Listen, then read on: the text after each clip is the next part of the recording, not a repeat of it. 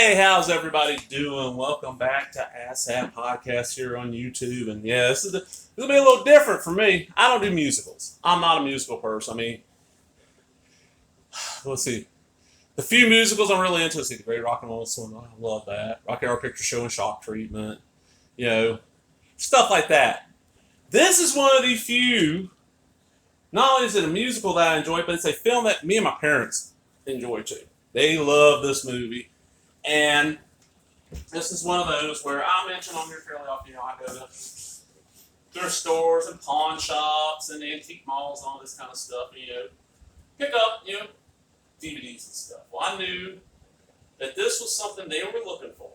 They love this movie. It's one of those where they'd watch it every time it was on TV. But and I don't get this. We pay, it's like $10 a month or something, for the Stars package, which includes all the Stars channels and all the Encores. Because my whole thing is, before I got Netflix streaming, I like movies. I don't want to watch them cut. I don't want to watch them packed full of commercials. I will watch them with commercials if it ain't horrible as long as they're not cut. Well, this one of those, like I said, they recorded off like CMT, and this movie is only, it's almost 2 hours. This ain't be like 3 hours. You get an hour's worth of commercials. So I'm in the thrift or the pawn shop, wherever I found it for next to nothing, bought it for them. Well, a few days ago, I'll throw this out there. I helped my father run his own YouTube channel. It's called Sit and Have a Laugh with Pat. If you enjoy, just funny and heartwarming stories, go check it out.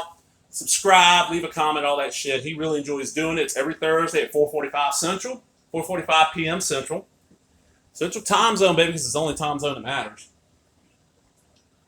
And I had 2 days before we'd film one of his new videos, and this was, I love my father to death.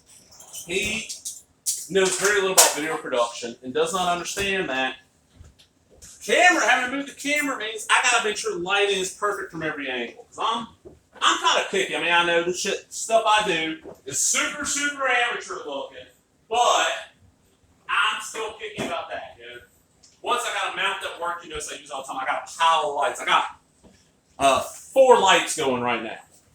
So we filmed this video, and I wasn't really happy with it, but he was, so we got through with it. It took for us like 15 minutes.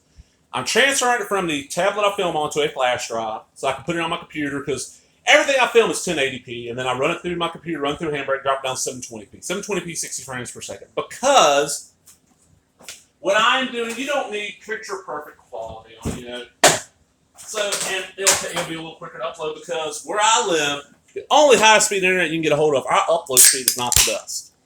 I just got through uploading probably about an 8-minute video, and it took almost 40 minutes. So I told him, all right, we filmed it. I do a transfer, and the data got corrupted on the transfer. So I was pissed, and I was already not feeling good that day. So a couple days later, I was like, look, we're going to do this. As soon as we get through, I'm just going to upload it straight from the tablet, so it's going to take a while. So we got to find, you can't watch Netflix. He likes me. He loves movies. And Netflix is like a godsend. As a matter of fact, I'll be 100% on. I keep Netflix every month. But for him, Netflix is one of those where I watch certain shows on there. Every once in a while, I'll go to watch a movie on there. Most of the shows I watch are either over right now or in between seasons.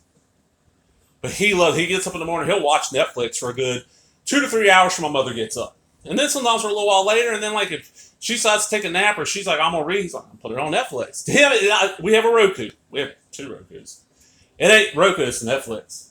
Oh, like, I'm gonna watch wrestling on Netflix. What wrestling you find on Netflix? Oh, that one that's got the WWE logo, Dad. That's Peacock. So we put on the best little whorehouse in Texas and started watching, and I've forgotten how much I really enjoyed this. The musical, based on real place. It was called the Chicken Ranch in Texas. It was a whorehouse. It was a brothel, and it was kind of known. And then this investigative reporter from Houston, it was kind of one of those things where everybody knew about it, nobody cared, because the woman that ran it, she made sure that women, when got checked, they weren't spreading any diseases. It was, and my whole thing with the whole prostitution thing is, look, do like they do in most other first world countries. Legalize the shit. Just make it where the ladies or males got to go get tested, make sure they ain't spreading some shit. It's just this country. That's why we're like this on a lot of shit. This country has this phobia of sex and nudity, but has no issues with violence, because most of the people, besides First Nations, Native Americans, whatever you want to call them, American Indian. All the other people that really started this country were very, very prudish. The Pilgrims and all that, But the story of Burt Reynolds is the sheriff, police captain of the town. That's Dolly Parton. I can't remember her name. There is Dom DeLuise. She runs the whorehouse. Dom DeLuise is the investigative reporter, and it's a musical, and there are great numbers in this. Funny as hell. I love it. Jim Nabors, Gomer Pyle, plays the deputy. He's the one kind of telling the story, because the impression I get is in the film, it's set around the time it was filmed, so late 70s, early 80s. And I just enjoy the hell of it. Honestly, I'm not really into musicals. And matter of fact, it was the night before they had watched like Grease and Saturday Night Fever and Urban Cowboy. I'm like, ugh, I'm not a John Travolta fan either. And I'm not the biggest Burt Reynolds fan. I do enjoy this film. I enjoy the two Smoking and Bandits he's in.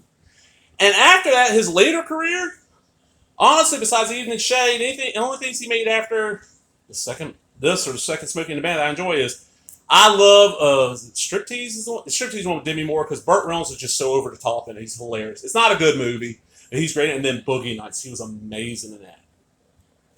But let's see what we got extras on here. We got Making of the Best Little Whorehouse in Texas. Outtakes the theatrical trailer. There's Jim Nabors. There's Burt Reynolds. There's an old Dolly Parton. And just a fun little movie. And, it is R-rated. I always thought this was PG.